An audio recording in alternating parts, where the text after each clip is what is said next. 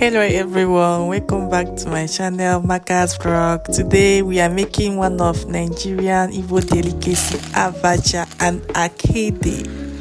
I have already picked and washed my Akidi. I cook the Akidi up to 1 hour till it gets soft. I remove it from the water I used to cook it, soak in my Abacha with hot water for 2 minutes. Okay, now it's time to prepare the main dish. So here I have already added my red oil, onions, seasoning, Ugba, and I'm stirring them together.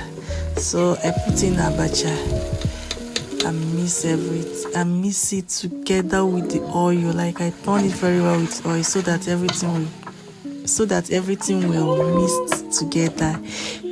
You won't have any white Abacha, and the red oil will stay into separate. So I also put in the Akidi here.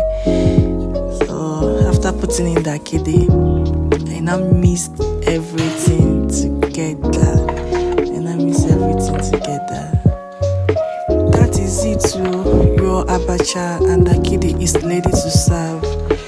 Please don't forget to subscribe, like and share this video to someone who likes Nigerian food.